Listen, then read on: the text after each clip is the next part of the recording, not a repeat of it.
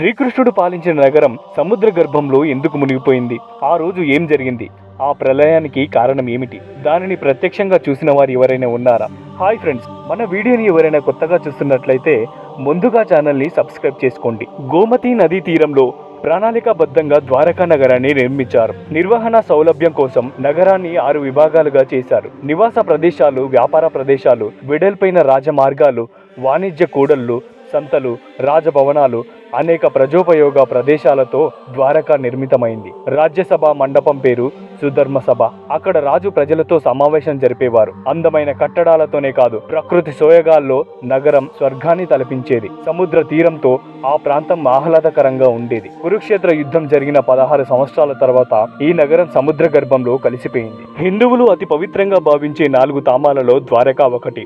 ద్వారక అనేక ద్వారాలు కలది అని అర్థం. వేద వ్యాసుడు రాసిన మహాభారత కావ్యంలో ద్వారకా నగరాన్ని ద్వారావతిగా పేర్కొన్నారు. ఈ నగరం గుజరాత్ లోని పశ్చిమ తీరంలో ఉంది. శ్రీకృష్ణుడు మధురలో కంసుడిని సంహరించాడు. దీంతో మగధ రాజైన జరాసంధుడి మధురపై అనేక దండయాత్రలు చేశాడు. దీంతో శ్రీకృష్ణుడు తనతో ఉన్న యాదవులను ద్వారకాకు తరలించాడు. అనంతరం సముద్ర గర్భంలోని దీవుల సమూహాలన్నీ కలిపి అద్భుతమైన ద్వారకా నగరాన్ని నిర్మించారు. ద్వారకా నగరం సంయుక్త రాజ్య సమాహారంగా ఉండేదని పురాణాలు చెబుతున్నాయి. అంధకులు, వృష్టులు, భోజులు ఇందులో భాగస్వాములు.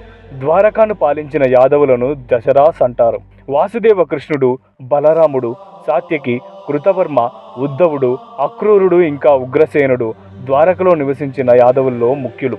మహాభారత యుద్ధం క్రీస్తు పూర్వం 3138లో జరిగింది. ఆ తర్వాత 36 ఏళ్లు శ్రీకృష్ణుడు ద్వారకలో నివసించాడు. కృష్ణుడి తర్వాత యాదవ రాజులు పరస్పరం తమలో తామే కలహించుకోవడం వల్ల సామ్రాజ్యం పతనమైనట్లు చెబుతారు. యాదవ కులం కూడా అంతఃకలహాలతో నశిస్తుందని గాంధారి శపించింది. యాదవ సామ్రాజ్య పతనం తర్వాత బలరాముడు యోగం ద్వారా దేహాన్ని త్యజించాడు. కృష్ణుడు అరణ్యాలకు వెళ్ళాడు. అక్కడి నుంచి నేరుగా స్వర్గానికి వెళ్ళాడని మహాభారతంలో ఉంది. అయితే ఒక బోయవాడి బాణం వలన కృష్ణుడు గాయపడి దేహాన్ని త్యజించాడని మరికొన్ని పురాణాలలో ఉంది. శ్రీకృష్ణుడు 120 ఏళ్లు జీవించినట్లు చరిత్ర చెబుతుంది. ఆయన నిర్యాణం చెందగానే సముద్రంలో భారీ ప్రళయం ఏర్పడి ద్వారకను ముంచెత్తిందని సమాచారం. ఆ రోజు సముద్రుడు ఉవ్వెత్తున ఎగిసిపడడం తాను చూశానని అర్జునుడు మహాభారతంలో పేర్కొనడం. ప్రళయానికి ముందు భారీ గాలులు వీచాయి. ప్రజల నివాసాల్లో మట్టి పాత్రలు వాటికవే పగిలిపోవడం మొదలయ్యాయి. భారీ విపత్తుకు ఇవి సంకేతాలని భావించిన శ్రీకృష్ణుడు అందరిని సమావేశపరిచి పవిత్ర సముద్ర స్నానం చేయాలని ఆదేశించాడు. కృష్ణుడు పిలుపు మేరకు ద్వారకకు విచ్చేసిన అర్జునుడికి రాబోయే విపత్తు గురించి చెప్పాడు. మరో వారం రోజుల్లో ద్వారక సముద్రంలో మునిగిపోనుందని తెలిపాడు. ద్వారకా ప్రజలను సురక్షిత ప్రాంతానికి తరలించాలని సూచించాడు. ఆ తర్వాత శ్రీకృష్ణుడు అరణ్య బాట పట్టడం, ప్రాణాలు త్యజించడం జరిగిపోయాయి. దీంతో అర్జునుడు శ్రీకృష్ణుడు బలరాములతో సహా యాదవులందరికీ అంత్యక్రియలు నిర్వహించి ద్వారకా ప్రజలను, సంపదను వాహనాల్లోకి ఎక్కించి సురక్షిత ప్రాంతానికి తరలించారు. వారంతా అలా నగరాన్ని దాటగానే సముద్రుడు ఉగ్ర రూపం దాల్చాడు. ఉవ్వెత్తున ఎగిసిపడుతూ క్షణాల్లో ద్వారకా నగరాన్ని ముంచెత్తాడు. ఇదంతా ద్వారకా ప్రజలు మరియు అర్జునుడు కళ్ళ ముందే జరిగింది. ద్వారకాపురి క్రీస్తు పూర్వం 1443లో సాగర గర్భంలో మునిగిపోయినట్లు చరిత్రకారులు చెబుతున్నారు. ఈ మేరకు పలు గుజరాత్లోని జామ్నగర్ సముద్ర తీరంలో ఆనవాళ్లు లభించాయి.